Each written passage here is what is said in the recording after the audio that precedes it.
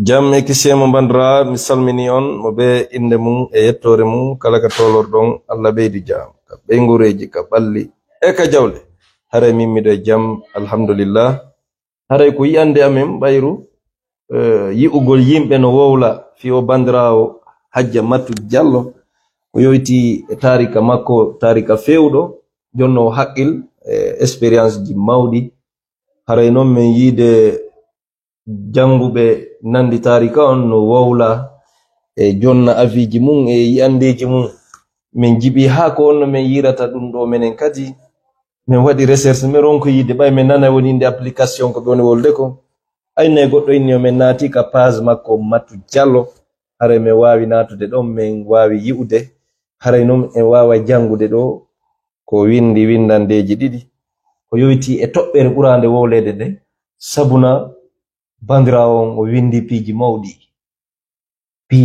o windi ɗo ko jonnata hakkil ko jonnata jama on yo ardin hakkil tentini kamɓe jiwoygoy e aray ɗen natande en yi ko falano ɗen hollude jama on ɗon ko hade ɗen tori jama on saaki tugol aray na fo wawi yiide hino windande nden o wi je m'appelle Matu Diallo et je vous amène avec moi dans un voyage temporel. Et si on allait faire un tour au passé, dans mon passé à moi, je vous souhaite bon voyage, mes amis. Accrochez-vous, ça va secouer. Amadou, oui, attendons atterrissage. Bienvenue, chers visiteurs. Nous sommes en octobre 2010. La campagne est à son comble à l'Abbé. Cette année, le Fouta est certain délire son candidat, son excellence El Hadj Cellou Dalein Diallo au pouvoir. Une marche était organisée tous les jours, car les résultats des élections ne sont pas sortis à la date prévue et la population entière commençait à s'agiter et sentait bien les magouilles et les tricages de l'élection. Et cette fois-ci, tout le monde était prêt à se battre. C'était chaud. Non. Je rentrais chez moi un jour, sortant de la boutique, et je ne pouvais pas traverser. Il y avait une masse de monde comme j'avais jamais vu de ma vie. J'ai attendu longtemps et dans la foule, il y avait mon petit ami qui m'a facilité le passage. On s'était fâché à notre dernière sortie, donc nous étions en froid et ne se parlaient pas au téléphone depuis quelques semaines et moi je me sentais si fatigué. Ouais, c'est comme si j'avais couru une marathon. C'est comme si j'avais couru un marathon. Je suis rentré à la maison. Et j'ai commencé à tomber malade le soir même. Il n'y avait pas cours à l'école. À cause de toute cette agitation politique, alors je me suis dit autant retourner auprès de ma mère. Au moins, elle prendrait soin de moi. Je vivais à l'Abbé avec la grande sœur de mon père et sa belle-sœur pour mes études. Je faisais ma deuxième année de lycée. Même si, à ce moment-là, j'étais dans un autre quartier à Tata, c'est ma grand-mère. Parce que de là, c'était près de ce mon amoureux. Donc, je venais assez souvent, bref. Né du pati on bandrabe, né du pati Matu no hollu de MPG. Needi pati on teɓiɓe mo jonnon pati mon surtout jiwɓe fino to baqqara o baqqara fino to ɗon on nani a Jamatu Kawadda don wana don ka pati makko baydon no batti ka sheri makko. Taydon joni souvent o yahay ka ghetto. Wow. Où ma mère venait de se remarier et avait aménagé près de l'hôpital de l'Eluma. Je suis arrivé et elle était aux petites soins avec moi. Et son mari aussi, il adorait ma mère. C'est pour ça qu'il était très attentionné à mon égard. Je suis tombé de plus en plus malade. Ils m'ont amené à l'hôpital et le docteur en a conclu une fièvre typhoïde car je l'avais déjà eu 2 ans plus tôt. Cependant, cette ordonnance, on dirait qu'elle m'a rendu plus malade encore. J'ai vomi toute la nuit. Ma mère et moi n'avons pas pu fermer les yeux de la nuit. Rien ne pouvait rester, même 1 seconde dans mon estomac. Elle était très inquiète et pensa alors que c'était le palu, car j'avais le palu presque chaque année, toute mon enfance. Donc le matin à la première heure, nous sommes retournés à l'hôpital. Ma mère a expliqué au médecin comme nous avons passé la nuit dernière. Il s'est approché et a regardé mes yeux et prêt et a écouté les battements de mon cœur. Puis son visage a changé.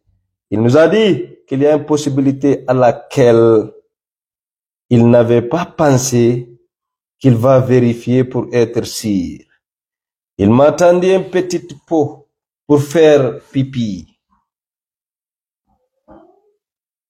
dedans. Pour faire pipi dedans. Je l'écoutais et je lui ai remis le pot. Ma mère avait compris qu'il allait faire un test de grossesse. Mais moi, bête ou innocent que j'étais, je ne savais pas ce qu'il faisait. Quand nous étions à l'école primaire, un jour à l'école, une délégation était venue et tous les élèves avaient effectué ces arts de prélèvement. Certains avec même un examen de sel.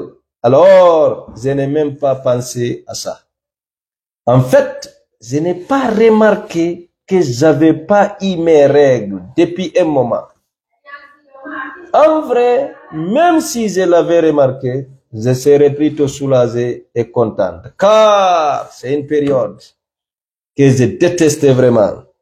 Je ne voyais pas l'utilité de régler à part pour avoir que c'est l'âge pour faire le ramadan. Je ne savais rien de plus. Comment aurais-je pu savoir que ça pouvait avoir un lien avec une grossesse? Ce qui est bizarre, c'est que tout le monde pensait que je savais tout, car je sortais beaucoup et j'étais assez éveillé. Mais comme j'avais pas accès à Internet à l'époque, et c'est nous, on n'aborde pas ces genres de sujets, même entre amis, je ne pouvais pas savoir. Ma mère avait l'air déboussole. Et moi, je ne savais pas pourquoi. Elle est sortie et a commencé à marcher plus vite que moi. Je l'ai trouvée à la maison. Et lui a demandé s'il y a un souci. Elle m'a demandé si j'étais enceinte. J'étais choqué. En mode quoi? Non, pourquoi tu me demandes ça? Elle m'a alors expliqué que c'est pour un test de grossesse que le médecin a demandé ce prélèvement. Je ne pouvais plus parler. Je l'ai assuré que non. Je me disais, ce docteur, c'est un malade. Comment a-t-il pu insinuer une chose pareille? Je n'ai pas fait le lien de suite. Et je suis retourné me coucher. Je crois que ces 2 jours-là, on était les plus longues de ma vie. Dans ma tête, je ne comprenais rien car je n'ai aucune notion de la fécondation. Malheureusement, quand on faisait ces cours, je prenais le train de 10 heures tous les jours pour aller en ville avec ma copine de l'époque. On avait une team, on organise des soirées, etc. J'ai entendu fonction de reproduction, j'ai même recopié la leçon. Je pense, mais je ne connaissais même pas la définition. Nada donc au portugais. Je vivais ma meilleure vie et j'étais certain que si personne ne me prenait sur les faits, il n'y a aucun autre moyen pour que ma mère soit au courant. Je n'ai même pas parlé à ma meilleure amie tellement que c'était secret, donc aucun risque. Et la mère, la pauvre, elle économisait pour m'envoyer au Maroc ou au Ghana après le bac. Elle avait confiance en moi et me donne plein de liberté. C'était la seule maman à me donner l'argent pour aller en boîte. Elle me disait que c'est pour que je n'ai pas à demander un service à un garçon qui pourrait attendre un contrepartie de ma part. Malheureusement, on n'était pas assez proches pour parler de choses là. Et même si à chaque fois que je sortais, elle me disait de faire attention aux garçons, elle ne m'a jamais parlé ouvertement des risques et des conséquences que je risquais. Elle était contente car j'avais l'air mature et réfléchi. Je dois dire qu'elle a vu tomber de très haut en ouvrant cette enveloppe ce jour-là. Ma mère est une femme exceptionnelle, d'aussi loin que je peux me rappeler. Elle a toujours travaillé dur. Elle n'a pas pu m'élever car elle était en école de coiffure à Conakry. Donc elle m'a laissé à sa mère qui m'a élevé comme sa fille. On n'a pas vécu longtemps ensemble, mais elle luttait tous les jours de toutes ses forces pour ne pas que j'ai une vie aussi difficile que la sienne. D'habitude, c'est quelqu'un qui réagit vite et qui se met en colère pour un rien. Elle avait l'habitude de nous frapper sans raison, moi et ses jeunes frères,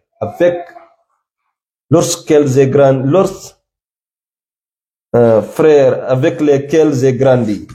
Parfois, on dirait même qu'elle nous tape juste pour le plaisir ou pour se s'entraîner tellement que c'était fréquent.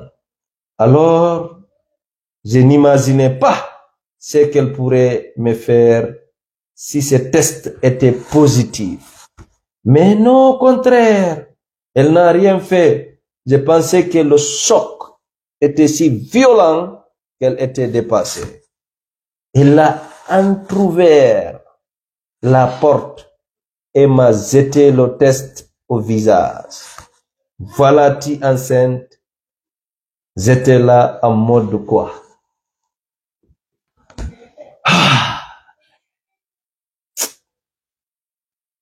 C'est pas possible. C'est une erreur. Je lui ai répondu. Et j'en étais sûr en ce moment-là que c'était une erreur. Elle m'a alors dit, qui t'a mis enceinte? Ou est-ce que tu ne sais pas? Qui sait peut-être que tu as fréquenté plein d'hommes différents et que tu ne sais même pas de qui t'as enceinté? C'est en ce moment-là, c'est cette question qui m'a donné le déclic dans ma tête. et où j'ai compris de qui elle parlait et de ce qui a pu se passer, même si je ne savais pas comment biologiquement, mais j'ai compris que c'était lié au sexe. La fille là était Adjamatu hari hakilala, Matu chéri hari. Comment tomber enceinte sans connaître si les wol de firedo arrête ko fion non de wol film bolli. Mais en 2010 awoni sowido no wowle de biro ma woli ka sowido be addi testo ngang ha joni afamali. Wow. Kasa non yeso ite kumpa mahintu. Adjamatu wo. Vous ne savez pas comment biologiquement, mais j'ai compris que c'était lié au sexe. J'étais dans le déni totalement et je n'ai pas pu répondre à sa question. J'ai répété juste que c'est une erreur et que je n'ai rien fait de mal, même si j'avais fini par comprendre que si en fait j'ai bien fait quelque chose finalement. J'ai ici peur et j'ai supplié Dieu de me réveiller et que tout ceci soit juste un cauchemar. Mais non, à mon égard, malheur. C'était bien réel. Je ne pouvais plus regarder personne et je demande à la mère de me laisser repartir à la baie pour faire un test fiable, car au village, c'est pas trop ça. Je lui ai dit que ce n'était pas possible. Elle a fini par accepter et m'a donné le transport sans réaction ni un adieu. Je suis sûr qu'elle voulait que ça soit vrai et que tout ceci est une erreur. L'ambiance était tellement pesante. J'aurais préféré qu'elle soit violente au moins. Ça serait une réaction habituelle. J'étais vraiment effrayé et désespéré. Mon petit ami, on se parlait plus depuis quelques semaines. Et il vivait sa meilleure vie dans une autre relation que j'ai pu lui dire. Là, bon. Oh, je suis resté dans mon coin et enfermé chez moi à la baie. Maintenant que je savais et que j'étais même sûr d'être enceinte, sachant ce que j'avais fait. Je voulais quand même faire un test pour me rassurer, espérant que ça sera négatif. Mon cerveau n'arrivait pas à accepter cette vérité. J'ai dit à une fille au lycée que je voulais demander pour un ami à moi. Elle m'a donné l'adresse d'une sage-femme et m'a indiqué son domicile. Sur la route de retour de l'école, je suis arrivé chez elle. Une dame forestière. Son salon était intriguant avec des gants et des seringues. Un peu partout, ça donnait vraiment froid dans le dos. Elle m'a consulté à l'ancienne et m'a confirmé que oui, j'étais enceinte de 2 mois. Mes larmes ont commencé à couler beaucoup. J'étais vraiment désespéré. Elle m'a dit qu'elle peut trouver une solution pour moi. Que pour 250 000, elle pouvait très bien me faire un avortement et nettoyer mon ventre, comme si ce n'était jamais arrivé et que je rentrerais chez moi sans problème et me remettrais sur pied au bout de 2 jours. Awa non, yaka non histoire o wala woni ko. Allahu Akbar. Honnêtement, si j'avais cette somme sur moi en ce moment-là, je ne sais pas ce qui se serait passé. j'aurais peut-être avorté, car j'aurais tout donné pour ne pouvoir dire à ma mère. Tu vois, tout ça était une erreur. Je ne suis pas enceinte. J'avais tellement peur que ma mère me repose cette question. Peur de ce qui m'attendait avec mon père et le reste de la famille. Du regard des gens, des pères de ce futur si prometteur qui m'attendait, peur de la réaction de mon copain et peur de l'avenir qui sera la mienne à partir de cet instant précis. La seule raison pour laquelle j'avais franchi, c'était pour ne pas perdre cet homme, car je pensais que s'il pouvait tout avoir avec moi, je l'aurais pour moi seul et pour toujours. Ouh, comme j'ai eu tort, je l'ai perdu avant même cette nouvelle. Et ceci allait certainement mettre un point final à ce qui pouvait rester de notre relation. Je l'ai perdu parce que j'ai essayé de les garder. Et désormais, je ne serai que trop changé si un vieil homme daignait me ferait la faveur de m'accepter en troisième femme. Est-ce que donc Andy, n'arrête histoire, n'arrête comment tu diallo, fait une ngourdam. Wow. N'arrête ko wonno arde hakkille matu diallo. Allahu Akbar. Koko woni yewtude ɗo waɗi e nokkel bandra. Waɗi menen seeɗi. Précipitation gonga ko wiɗo kon jombe hara ko sowiɗo baga yaha.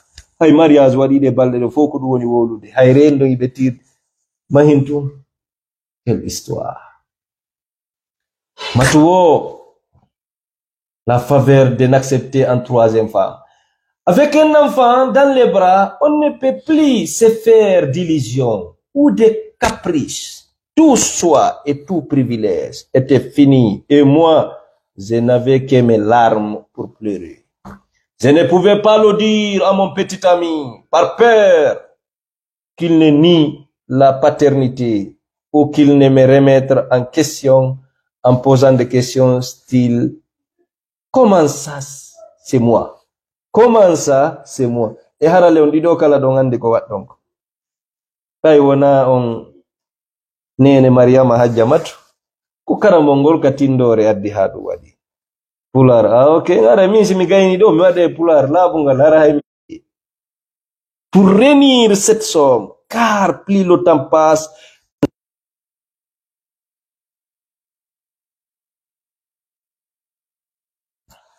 partage go jama on ya. Ayro buino nande joni imbe no wolde atakamo ay binamo vraiment joni yiden yahude dangereux sera l'avortement. Je suis parti, je ne sais pas comment, je suis arrivé chez moi ce jour-là, je ne pouvais ni manger ni boire, j'avais la gorge nouée, j'étais au bout des rouleaux. J'ai demandé de l'argent à mon oncle disant que c'était pour l'école. Et au bout de 2 jours, quand j'ai reçu cet argent, je l'ai regardé toute la journée, j'ai cogité, mais je ne suis jamais retourné chez cette femme. Je suis plutôt allé au centre de santé et j'ai pris un carnet de grossesse. Je me suis résigné. La vérité, c'est que j'ai beaucoup pensé au bébé et je sentais mal.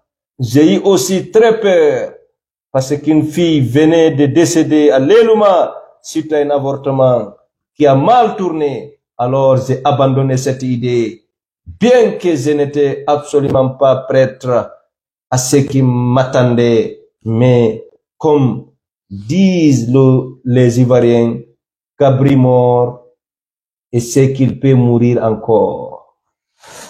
Bisous, Matou Diallo.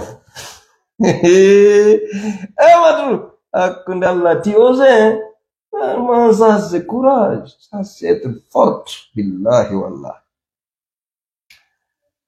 Bonjour mes sœurs, amis lecteurs. J'ai l'habitude de dire que j'ai eu plus de week-ends, ça.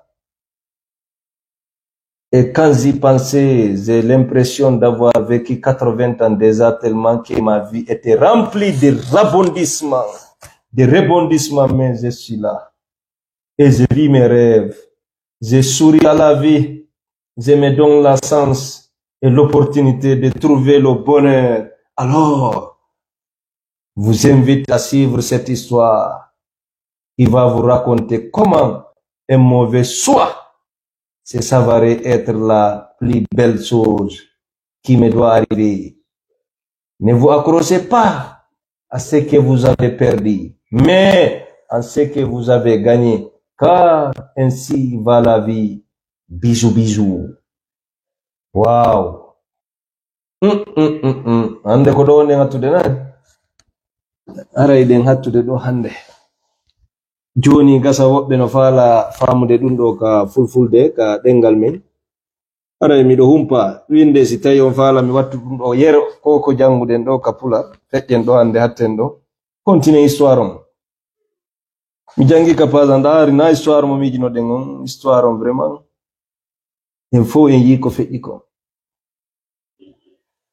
conseil honnon tireten e ɗum ɗo hono nenira ɓe wonda e ɓikkoye mum joni e no kippirde pour tous les moyens fiwata ɓen ɓiɓɓe maɓɓe ko wona ne'ede to wata ɓe mankira hay hunde haray e yii ko matu windani en kon ɗo haray matu ko adi kon o hollu inde makko o wi ko Matu Diallo o wi'ete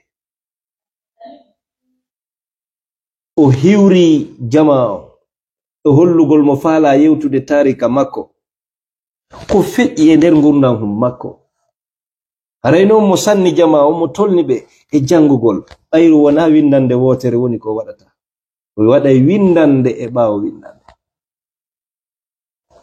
o fuɗɗori 2010 gurdu campagne gurdu élection ko feƴƴi konka leydi men ɗo tentini saare labe no anda surtout 2010 hari ko 100% wonanɓe maketeɗo Mamadou Sellou Dalein Diallo haray noon Matu o windi nde ɗo windande kono o acci goɗɗum ton parce que ɗo ko ka test o fuɗɗani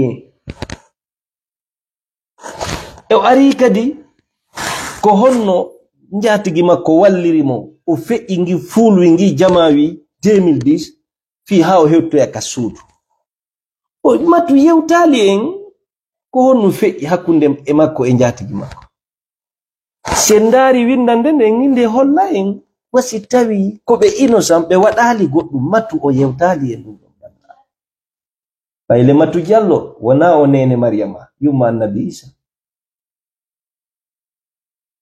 ko gollangal woni ko ɓe heɗi o andini en noon gollama ko honno ngal gollira o hollali en o doola ka ko yiɗi makko ɗum ɗo woni o laɓɓinali e windande makko o holli wondema kanko Matu Diallo ɓawru ko wadde waɗi fiiɗi élection ji tawi hay lekkol ala ka yahe wo o nawni moƴa o nawni ɓay nawnawontiɗi o yehi leyluma tawi yumma makko wono resita ton en anda si baabe makko feƴƴi kono e windande nden se faami wondema be makko ari feƴƴi na haray ɓe seedu kono goɗɗo jombiti yumma o yehi ton e nde nawna ari jemma go ɗon médecin ɓe wi gasa ko tufoy dow yonde ɓe hooti ka suudu jemma on peetu kanko yumma makko ɓe hiɓɓaali yitere banda o tuuti kala ko woni kari ɗum weeti bimbi ɓe yiltiti ka hôpital yumma makko issani yumma makko fillitani docteur jon ko ɓe feƴƴindini kon e on jemma ɗon angal ɗoygol e tampere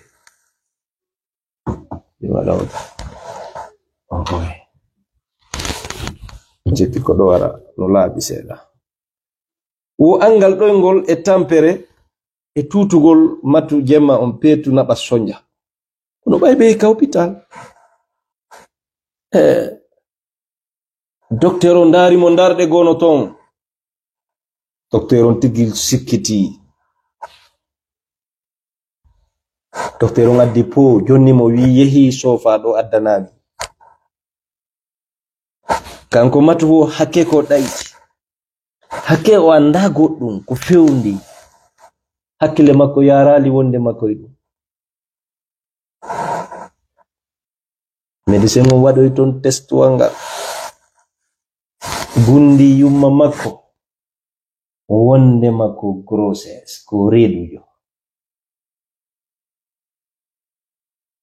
gundimo ton e artika suudu biro makko no heño no hawji alamo joni ay habba o ndaari o taypiji ɗin fo sanji ɓe hewtoy ka suudu nene makko landimo ko hombo reedi ene ka yiidi e dolle worɓe anda hay ko reedima ko hombo o wi no wona gonga ko faljere nene haqqille makko ɗen sali jaɓude ko sowiɗo kono non conscience on tayno tappude aduna on faaɗirimo balɗe ɗiɗi ɗon wa'animo wa duuɓi ɓitta on tiiɗi yumma makko hendo yiɗi résultat ji tawi ko non ko sowiɗo ɓe ƴetti ɗum ɓe fiɗirimo ka yeeso kono non o holli yumma makko ari no wowi ɓe foccude no wowi foccude miñiraɓe makko ɓe o neydaɓe kono non kaawe on probléme ɗon déga ɗuɗali mo yiɗuno kanko matu o déga waɗa kono hara o yiyali méfiance on e fe yumma makko tawata iɓe reeni e piigol mo ma goɗɗum o holli o yinene acce mi yaha labe no ɓuri leelu ma mi waɗoya test ji ɗin ton anden siko gonga komi reedujo ɓayru min mi holaaki nene makko newni ɓe ƴetti paasi ɓe watti e juuɗe makko o senti laɓe kanko Hajja Matu Diallo e ñande go mo yiwa l'école o artita o woni ka suudu mo sokkito ka suudu wona ɗum woni solution o ñande go mo iwda ka l'école e koppiwo maɓɓe o landi ɓen fii si ɓe andi ka test waɗete ɓe tindinani mo sonnajo forestier pari o hewti ɗon aye pikirje no yani ganji seringle o ɗuma o nokku o wona dankita kanko Matu o yiɗum o ƴenƴi debbo waɗanimo examen ko waɗata kon alansi en kadi wona de moderne no feƴƴuɓe waɗirayno noon o waɗi o andinimo ko sowiɗo debbo wimo ko gonga ka sowiɗo kono noon 250,000 sa pooci kedi ɗo mi bonnay reedu ndun mi fitta reedu ndun ha laaɓa ka sowiɗo mo 2 mois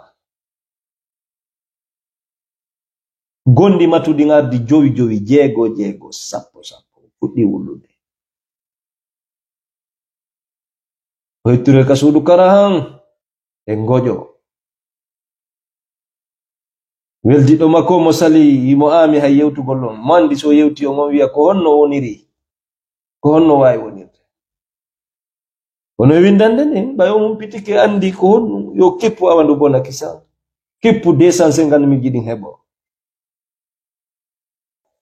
Matu yiide kawo mum landiɓe wondema yo ɓe wallumo fi 250,000 fi jande makko nden ka école ɓe jonnimo kalisiji ɗin kono Matu o yiltoraki ka on debbo dey sage femme jo fi bonnugol reedu o yiltiti ka centre de santé o ƴetti ko wiyete kon carnet de grossesse ko wiyete kon deftere fi debbo sowiɗo o yiltiti o ƴetti deftere fi sonnaɓe soyiɓe ɓen kam ɓawo ɗon o junnude miijo moƴƴa tawi jiwunno maayi leylu ma neɓali ko warimo ko sabu grossesse woni ko waɗa ko woni ƴettade ɗum woni sabu sonnajo mo feƴƴi kanko noon Matu o windi windande fi ivoirien ɓe ɓen o holli ɗon o ŋañi o desidi wondema o garda e oɗo bobo o mijiti fiyo bobo wonɗo karedu o anda konnum o wonoyta o gardi sérénité makko o suɓi hersa kan o suɓi ɓayru ka men ko humiliation o gangarani o desidi wondema o garda e nduɗo reedu e joni noon humpondigo yumma makko himo ani himo weemi ha watta yumma makko hay landi tomo fin ɗum e hoore o ƴetti décision makko o garda e ɓiɗo haray ko ɗon matu woni ko hatti e nde windande ɗon mo windi noon windande buy hay affaire giggol jaka ko honno fiançaji makko feƴƴiri e o fiancika e wonɓe e kaso jango en arta e ɗum jokkitoɗen taɓanɗe makko de yerwo ko wawde haray ko non woni ko feƴƴiri haray mi yiide windandeji buy hay korboya balde mayno windi o inni jaka hari men andali ko honɗum haɗi o jiwo labaɗo heɓa dewgal ene kiri sabu ɗum ɗo no haɗa mattu jombe mi landi woɓɓe no ka dewgal no heɓi ɗiɗo e hoore hara ko modi maɓɓe woni femmude ɗum ɗo haɗata mattu jombe bandu ɗum ɗo haɗata de goɗɗo yalta jomma ko woni tun min siko min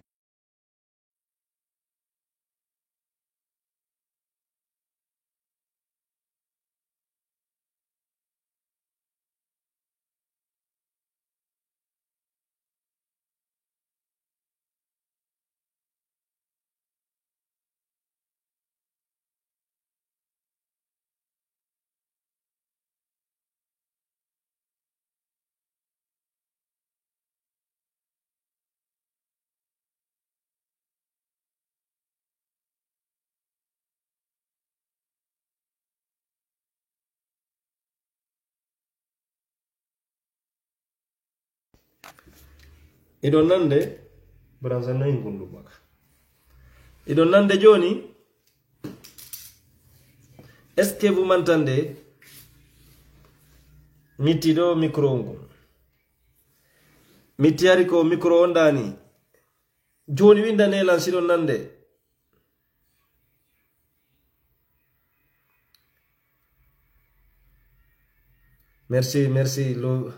merci Asi Media salminama Ibrahim Sori men salmini on awalo volimela haray en torondiri commune kugol en yi ko jinwandiraɗo ko honno mo heɓi ka si ɗum ɗo woni sabu makko ɗum ɗo fof ko angal communication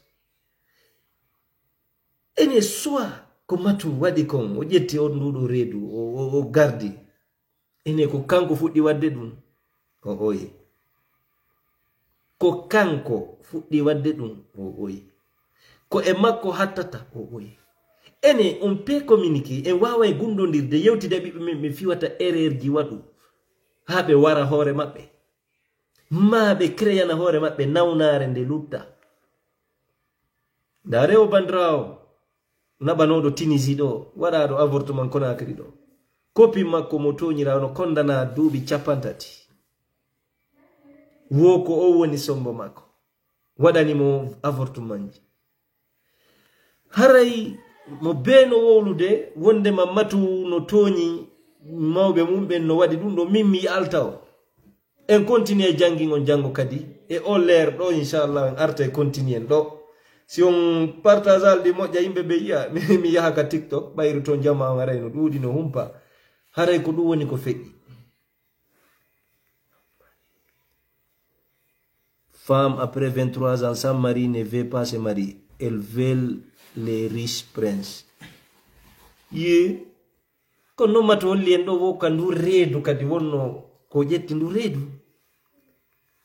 ko si on suka jaɓayno jombamo ma hari mo woni pré jaɓugol hay mawɗo fi wonugol 3e femme ɗum no tawa e ka windande nde o wi mo faalano on saayiɗo yo mawɗo jombumo o wona 3e femme o yaada e ndu reedu o heɓa to wona ko ɓiɗɗo on mawɗo o heɓi haray matu holli en ɗo onon so yi'ali menen min yi'i ko buy accata rewɓe mum rewɓe ɓe waɗa ɓe fija ha ɓe ƴetta reedu weltidare ɓe précipita yo gorko ngal ma yo gorko naɓɓe ka woni toon ɓe yaha ɓe wonda ɗon ɓe yida nde wotere après 8 mois 7 mois ɓe jibina.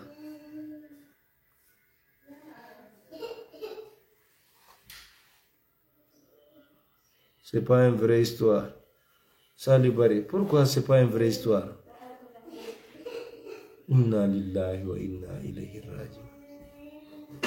Awa jiw makko ko ndo menen meɗen yiide mo menen ha hande kadi wiyaali men mo jomba ko honɗum wa'an ɗon ni, ko honɗum jogani ɗon sifa oɗo fikra wo histoire wona gonga. A yaali jiw makko kum, a yaali no ɓe nandiri ha hande a nani ka o jomba ma o yettike maymo jomba. Awa o addi expliquangol le ɓayru min hari ka hakkilan pelleti mattu o jomba o seedida Allah ko seede hari ko ɗum woni ka hakkilla. Justifier quoi? Justifiera jamais. Min non ko bandiram ha lahara mi wikkotako mo sabu ɗum, mi añatamo sabu ɗum, mi weltanike mo ko suusi wadde ko. Siko min non mi waɗata. Kono non vraiment o osi natugol windaga fop wata arde janga. Vraiment o osi. O c'est du base. O ande c'est du base. Ona hay ɗum non tun taw o windi ko dolle wadda article seeɗa ni jaka ka o fewndi ko fi affaire ka o weldi e suka o ƴetti wonki makko fo o jonni fi on suka sokanoɗo maison centrale sokira fi politique tarika musuɗo gonga noon woɓɓe no wowla watta yiwɓe wonɓe arde jalla ɗo goy aɓere ko yiɗa momo jalla el force wona yo waru hoore makko sabuna o naɓi piiji. E yi sukaɓe ɓe o weldidi ton ɓen kadi téléma France ɓe o fijidata jalida. Ok Ibrahim, sorry, mi fami, je connais même le père de son enfant. E yiɓe o woni fijidude France ɓe joni kombo heddi jombale na big soul elamo bene ode jombiro goɗɗo acca mo ɗon ele ɓe ande o jombaka ɓe andili ko jiwum finu kum wakkili kum elle a l'avenir devant elle. Mais pour quelle raison? L'erreur enen ko ɗum waɗande ni ene ay sengaji a enen kadi Allah accanta en jaka billahi se wa'ini Allah accanta en watta ƴettu siɗɗo men bugoɗen e hunduko bonoru ma watta ƴettu siɗɗo men accidemo e seytan. Sa wikkike bandirawo ma waɗɗo sifa ɗin faljiri ko honto pusuɗamo go'o waɗugol avortu maya warto ma o tigi ƴetta comprimé maya ene sela fendi mon ene gurnan ɗan mo waɗi ɗum no refi makko lanni Big Soul aussi a une histoire hakuna la wole histoire jimen e winday kay wole histoire jimen pensez que qu'on te marie histoire yeah l'histoire de Big Soul aussi a son histoire.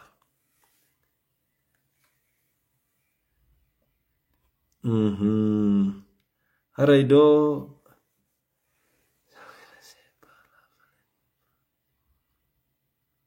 Matou, c'est une vraie femme, Elas Darou Diallo. Une vraie femme.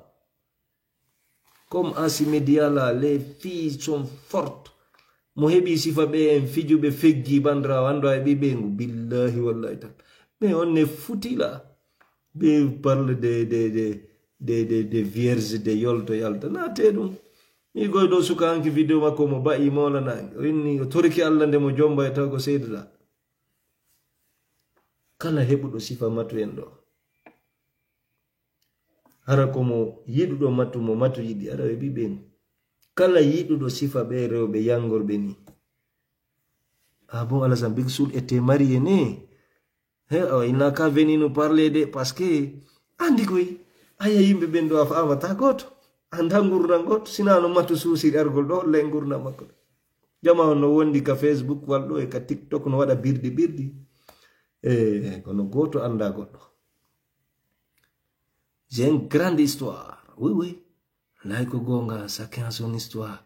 kono giɗol ka vraiment balare ok anka vrai jo la'i fu jo ida ari ndargol balare fu fa fu yim Big Soul était marié aussi mais waton hebu désespoir joni winde mi janga do windi do gido fulbe.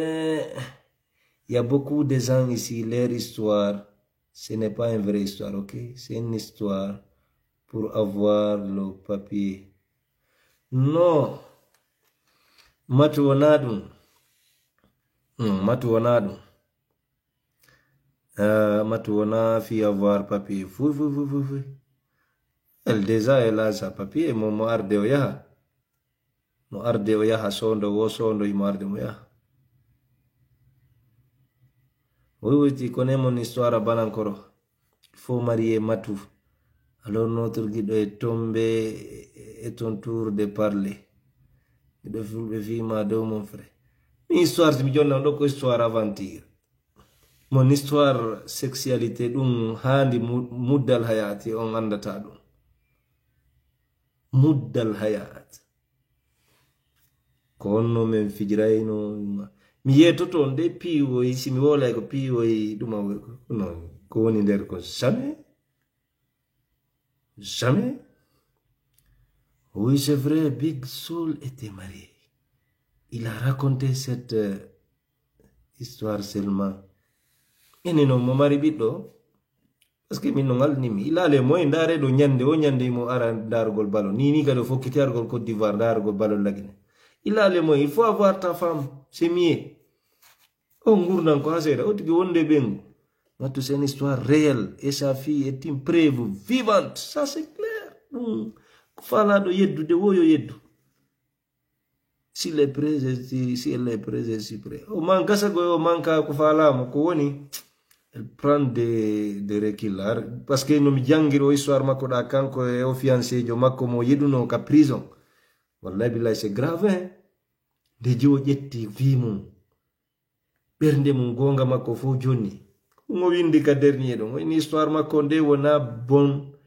Wona histoire wono positif. Mo goddo jokkata. Sabuna elle a trop sibi bandra. Trop sibi. Il a des enfants. Alhamdulillah. Jana me yo joko haju makko. Yo joko haju makko. Alhamdulillah. Il a des enfants. Pourquoi je sais parler au moment de frapper verdict?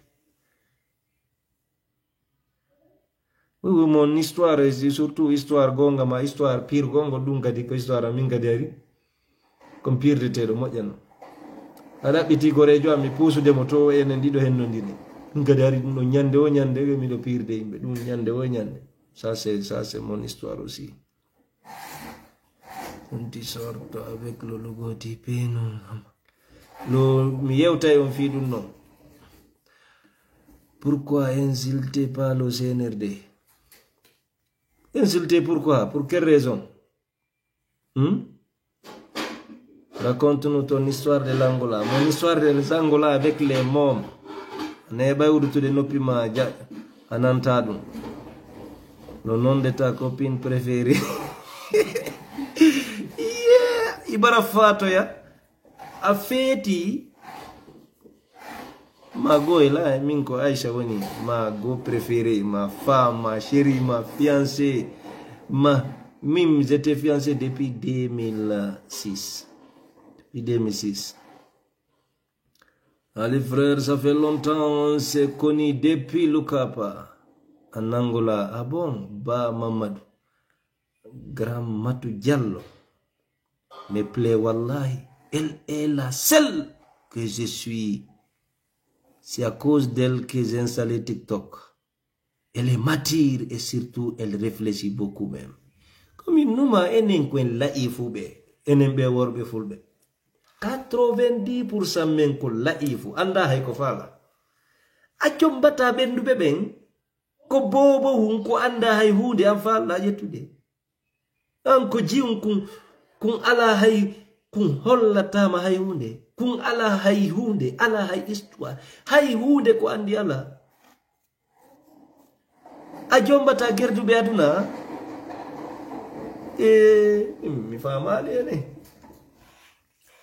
waɗi min de miɗo jonni Allah haji min mo heɓali 20 ans fawɗi faala kadi min mo fawnali 20 ans on mi hajaka e makko hajaka e ɓeci makko e jiwoy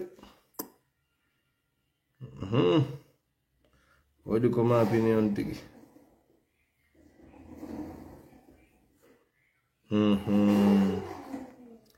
Koto je rêve de te rencontrer car tu es mon idole. Merci Thierno Marceau. Nada, c'est espagnol, ça veut dire rien. Mais en portugais, ko dum me wi nada. Nada. Nada. Voilà, on a espagnol tunde awa. Portugais non, et espagnol et italien. Ko yuppu e wancin. Ok, awa les candidats. Kono adde photoji mon ɗin on aray ka privé whatsapp an addon photoji mon ɗin andino la honto wonɗon e ko honɗum faalira ɗon matu yewten famodire moƴƴa min waɗa campagne minen do min woni fier ko waɗi kon wala waɗo ay goy wonɗo pour angola to o jaabike hansin minen ko non mi wiyata nada nada nada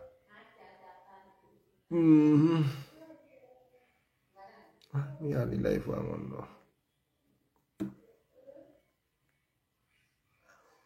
temon idol merci ɗo fimano welam e yunam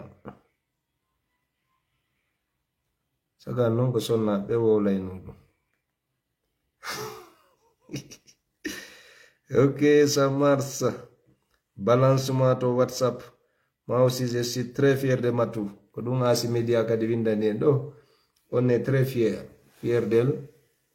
Tentini o ozi moƴƴa non kono non min ni siko min mi waɗata. Kanko non ko pusi mo waɗi kon no wodi ko faala avantage ji mum e fe jama on e fe jiwɓe hande ɓe fe bandiraɓe. So yi hande jiwɓe no waɗa vortuji maya. Ɗum jelo woni mayde ɗum. Jelo woni mayde ɗum.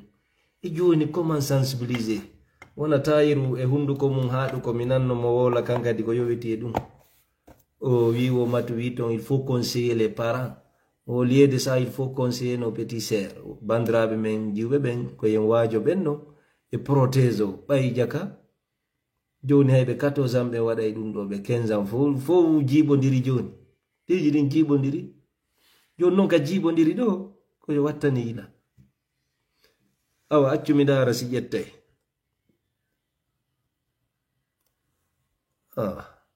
ajouté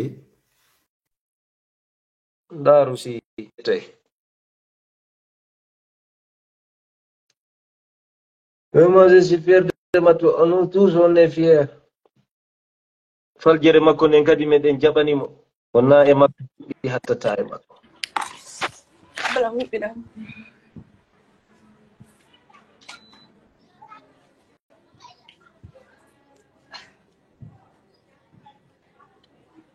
Allah waɗi komo laɓe komo mi laɓe min fu asi jam e kisema nala ton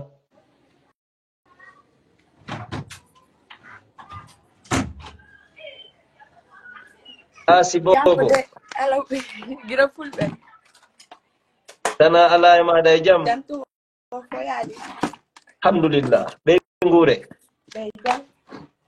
ɗawa e jangude françire nden ka bon mi wawata mais non ko fala yotugol ɗo awa bismillah jamma on no jentima ok seeɗa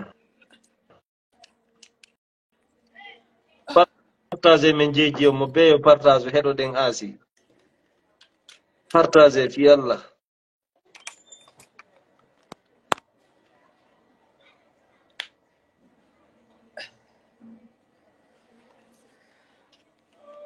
partage life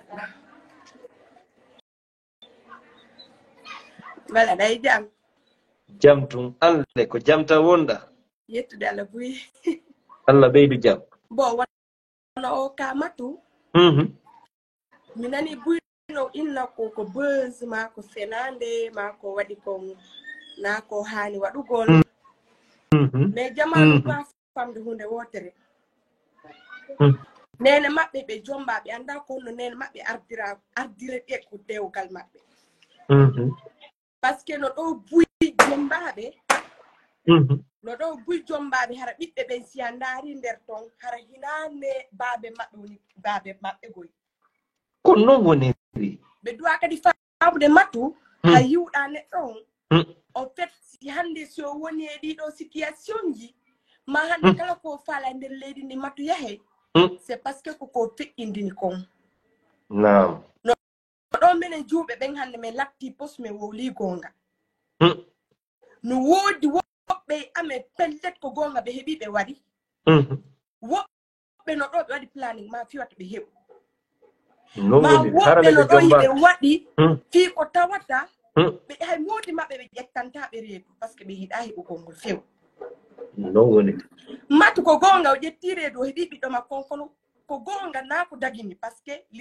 c'est ngardi ko l'islam Allah da yar laati biddo heba bi barana e dewka no woni kono no kanko tagudo nge pellet si o windi ala wa e montande si wona kanko no woni kanko kadi jamanu yaltude innu golmo ko duwa ka wadugol ko angal faamu ko kanko duwa renagol goddo ko reenuda sidu hara ko ley ko den ena ma walata si Allah winda ma bidda hebe yon asimaya selli kono kan dun non ko no woni bete kanko yaltali o wari kanko beto yaltali o wowlaali ko tawta wobbe no wada bonki menen rewbe be nder ton ko tawta haysa yibe ko hakkunde Allah billahi wallahi tallahi asikata ko kambe yaltata wowla no woni kanko beto o yalti o wowli woni yo Allah ko no woniri tigi ma hina no woniri tigi kono matu ha hande o natal siga di besdi matu wowlata ko tawte ko fenani nyande mi ebituno matu ko peedi dina boy nyande mi ebituno matu ko émission ngan Jama TV ko andirta tagado no woni simple aduna makko mo tidina wano la inude warata mamo wano inude o saptina ma haro acceptal nyande ko neddo andudo ko fala neddo andudo hoore makko wobe innego yangi don toni tinaki komo yangaki on famin kini no mari maran ko yangi ko toni fi aduna no woni hay question jandin si ananno mo jabodi a ande odo c'est dire mo woni fier ko woni kon peu importe situation makko te weltani mo dum kono jamaaw mi ko wona mettude yobe accu innugol c'est dire en fait ko wadi kon hina no mais kambe yobe tefi wobbe mabbe be wonbe wadde dum ko honno nen mabbe wobbe ben ko addora wobbe be tawata hina ben mabbe woni ben mabbe do andi kono be tefata do joni ko foyeji ma divorce di ko be wona wadde kon si yehi hande ton ko gorko wona jondutude be kon hare ko wallahi ko bibbe be wonbe wadde ko ni wona taaki parce que bay ene fulbe be ne suude waawa sénégalais yembe be non kono mi mattu citation makko hay si tawi hinano la yidi la weltori parce que itali wonki et puis mo woni fier ko woni kon dum mun kadi na fi woni e porto o yejjitali kadi biddo makko sakko mawbe makko be yobe andi to wallahi be sikka non ara o yeggiti ma o hayfini nene makko ma duma ko dum do buy woni wolde o haybini nene makko e joni min premier ko mi jangi do ko mi yalmo mo haybini nene makko hay hunde haybinalde matu ko neddo ko haylido andi aduna hande le ko woni do si tawno bete ko wobbe goni parce que andi fulbe buno nantinde be leyde porto be jodi to ko on e bonki ben be ala wate leyde porto kanno wawde amtaake kanka woltaake ka ko jelo pullo futa he bibi do leyde porto ton tawata ko ni be hebiri be ka wawlama dido hata ko hanayo surtout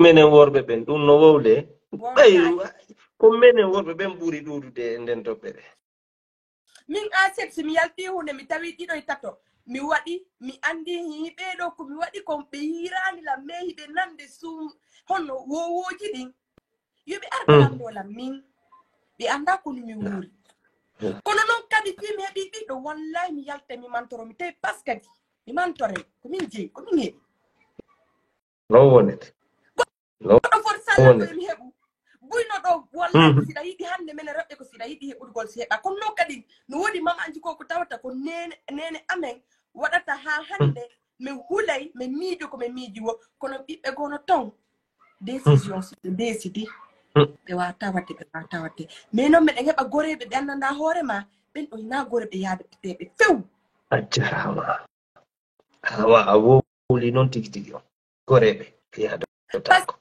que mimi wata reedugol ɗo e yaasi mi ara mi inna gore jango hila reedu o inna layu mi bonni on ko gañwanno ko jelo bonni ko waɗa planique kono goɗɗo waɗanta planique ko haylaro nano fi wata reedu addana ɓe maɓɓe ma nen maɓɓe fattu ko ɗoni fattu yoɓe landinen maɓɓe ko ɗoni fattu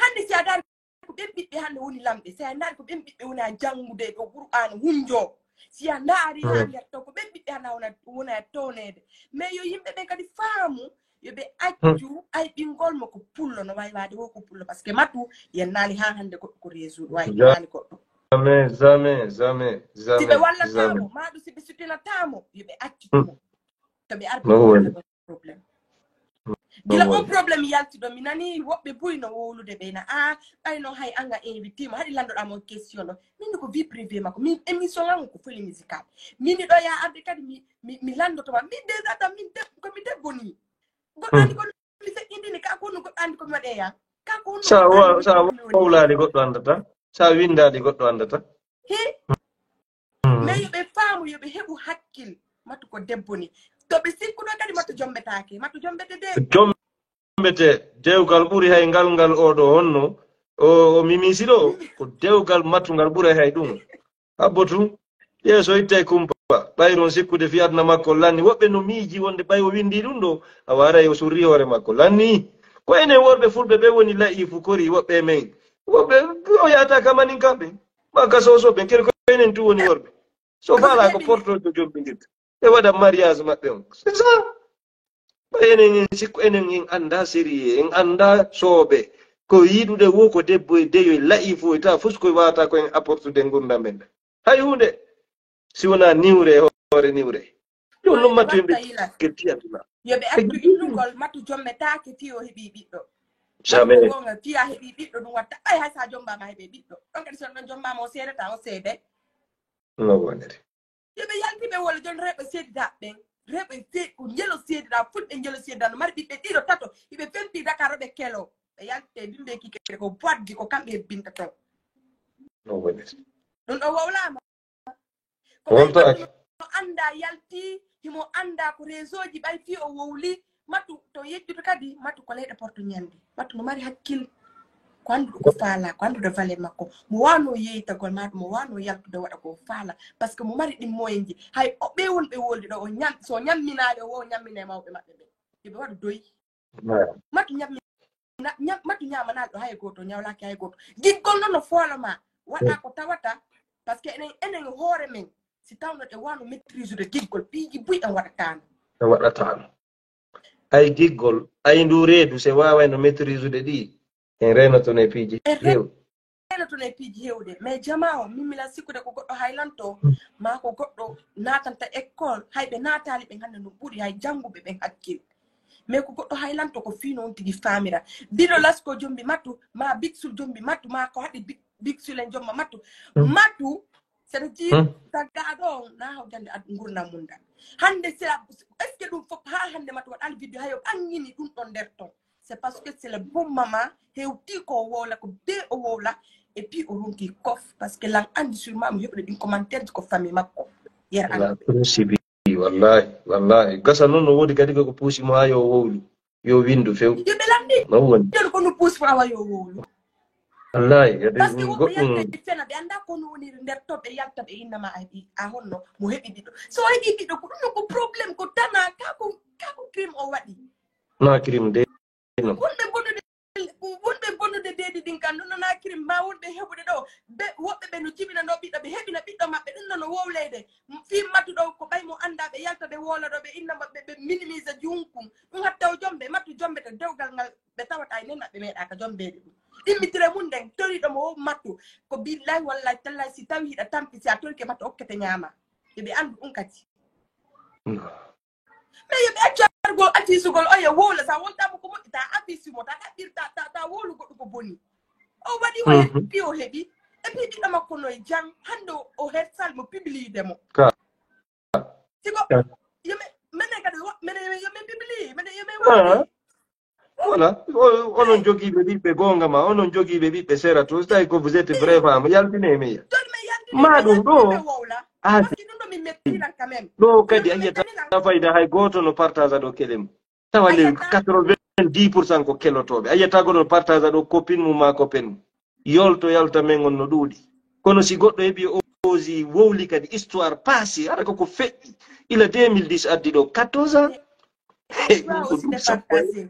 et le droit andi ko fiyondu parce que ande mo woni populaire guina yemɓe ɓe rewɓe ɓen ala ɓurɗo mattu si mattu ɓuralima connaissance ma ɗum mattu ɓuralima ko tawata ko siiva par ce que na enen tout fulɓe ɓe siivi mo ala sina wara monanimo aduna on fof no siivimo même arabu ɓen non woni joni yo jombaɓe ɓen kadi wonɓe jiidraji ɗe mone yiide ɗe wonɓe inude ɗo mattu duwaka wadde ɗum ɗo kamɓe kadi yoɓe yaltini ɓiɓɓe ɓe heeɓi ɓen wono e ɓere jomba tawta feccere ne hina ɓiɓɓe mooji maɓɓe dewgal sunne farela yoɓe yalti ɓe wola kamɓe kadi joni kamɓe kadi yoɓe yalti ɓe wola ɗum ɗo non woni mais yoɓe selumo yoɓe accu non joni noon jama falama ondinde ɗum no moƴƴa mais accu ɗon enen on va gérer ça par ce que ko buye maɓɓe heɓɓitoto to woni wawla ɓe ala janngude histoire on ɓe faama sens on kadi par ce que ya important molanaɗo e janngugol ɗum ɗo andigol jama oɗo histoire makko fi haamo be wattanayla tentini on noon jiwɓe ɓen ko ɗum no tawa intention makko on ko yiɗalngol fof moƴƴere watta rew kañum kanko kawrey ɗon sina ɗum quelle raison o windanta c'est pour nous conseiller l'islam inni par rapport e histoire matton ko ɗum histoire wi'i islam o l'islam wi par rapport e histoire matton kanko tigi ko ɗum islam wi e histoire makko yo yeyto en histoire makko on taw on tuma en ndaara ko ɗum islam wi lanni an winduɗo ɗum meɗen landi ko ɗum woni islam wi e histoire ma o mattu ko simple neɗɗo kanko mo osi goɗɗo naniralmo ɗo ha hande ko réseau ji ɗo ko boni andi noon ko ɗum waɗi ha matu windani kadi no tawa andi o hecci no buyi e men ka haqqillaji o hecci buyi o hecci jama hewdo ka haqqil kadi mat mo wanno wadde no waɗirde no woni direct ko jooɗo sippo de millions personnes daramo ne kono mais ko suuɓi bindon ɗon jama no duwa mat hakkil ɓe taw ɓe o ɓuuri jama o windi o windi o deƴƴi o kiijama ko ɓe wona fop no yaltude wona ko faala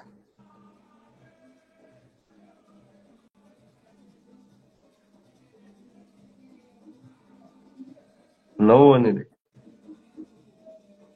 donc mi haali ko ɗum noon par ce que situation on komi woni nande ɗo gila ɗen no balle fof ko tiktok no wowlede ma komi woni debbo kaldi ko yimɓe ɓe wollan addande ɗo kono tawi quand même la ni la mettude mais fulɓe ɓe jamais yalta bruit o excusez-moi hara noon o tigi no mari histoire ɓurɗo histoire matto ñolde tawata kono mo intéresse o ɗum ɗo acca bantan hikinka gite makko mo hayno lojol foññe ka gite matto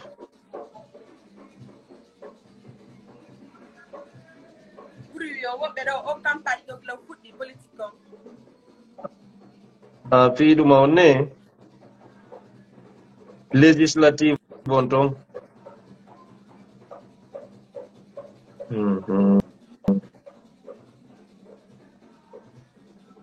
une heure de temps joni vraiment asi mi weltanike ma mi jarnima ko jawɗa ɗo ko ɓeydodirɗen ko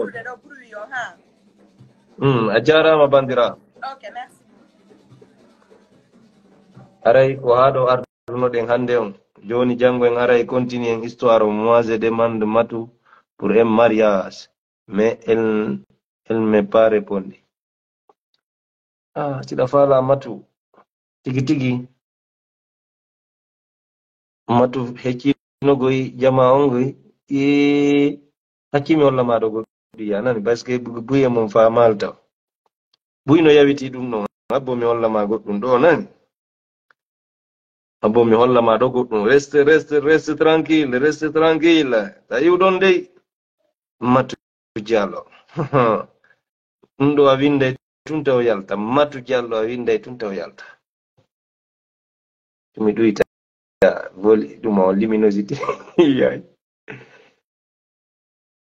ndariɗo 2,800,000 2,800,000 wonki no aboni e page Matu Diallo 2,800,000 no aboni ka YouTube ɗuma makko ka TikTok makko video ji makko no 7 million ɗi 3 million ɗi 2 million façon ji ɗin fop haray tigi tigi gasa o yaale to noon siɗa faala mo ara yaha ha leyluma ɗaɓɓita musidal ngal handa annabaɓe go golluno duuɓi 10 fiituyo ɓe hokke debbo mo wi noon hande ɓayru hande buyno sikkude o sonna ɗum koni weli heɓirde ko ɓaytumɓe ɗaɓɓi mbukoyi kamɓe ko ɓe jonnu ɗum ɓe heɓa ɓeengu ɓeengu wela heɓude ari dey ɓeengu ari wela heɓude dey uridu an unkihaka ihdabna tayya hataini ala an ta'jurani 8 hijaj fa in atmamta asran fa min indik wa ma uridu an nasuqqa alaykum. Annabi Musa en travail de contrat 8 à 10 ans pour avoir une fille. Kafala Matu a jotto e windugol téléphone. Allô Matu, j'ai envie de te marier. Réponds-moi. Matu no heɓa ɗum ñande o million message fi voilà ɓe mo. Hara non wona enen tunde hay endi yemɓe. Layru nande enen sikkude fi makko boni. Fi mo waɗi faljere wotere mi torike en wattango ila. Annabi Musa alayhi salam. Debbo ƴetti reedu fattu. O heɓi bobo o wari bobo o tawi no woni grave a reedi ko fattu wara on kadi ara non ko annabajo Allah on tufugo solution ari o wi annabi Musa mi waɗi hunde kaari miɗo ari ya jeejanan Allah ko ɗum ɗo e ɗum ɗo mi waɗi annabi Musa raɗi sonnaɗo ɓe wi yaltuɗo watta letti Allah ɗen aru tawda en ɗo iwɗo e yiyande annabi Musa debbon halkike ɗon andi kon waɗi ko kammuli ɗin timbi Jibrila en cippi patron ari himo ardi e délégation wondema Musa ko an tagi ko an yafoto ko an malnata ka ko an malkisata debbo mo bonni bonnere nden bugasiyo bonni o ari fi ka an yomi accammo raɗoɗamo Musa ko an tagi ko an yafoto annabi Musa wi noddanelan debbo on tuubi Allah jaɓi awa haray tentini ko yowiti o histoire matuɗo iɗen andi en fo iɗen nder ɗum pellet si wonamo Allah faaɓi e o génération ɗo sulmeji ɗin no ɗuuɗi e meɗen ka worɓe e ka rewɓe ɗe wadde boneji suuɗiɗi ka yowiti affaire goron e deyu komi wowlayno ɗum souvent si Allah ƴewtoyke on programme ɗon ko goto daɗo e talette Allah ɗe ye andu ɗon o duumagol e jeenogon ɗum naadoyi yiite luttinayi suratu Shu'ara no yewti fi ɗum maydi e jeeno o tuubali ɗum o luttoye ka yiite bandira yalka asama et puis kadi Khalid o luttay to hare kuje watta ilen tous les personnes qui la critiquent n'ont pas pris le temps de lire ko non jeena bu zebalde mi yi o be ko toɓɓu goto jettude min non ɗo on histoire o min alde ko yewti fi fiançailles kono o histoire ɗo janngo mi ara kadi continue ɗo ha o lanna ko honno feƴƴiri ko honno ɗum ɗo feƴƴiri ko honno o woni sibisirde piiji ɗin par ce que ino toon piiji ɓuyi feƴƴi ɓe jettali tan janngugol fiyoɓe ɓeyɗo ɓe naati tun e birdi ara mi salmini on Allah ɓeydi jaam on jarama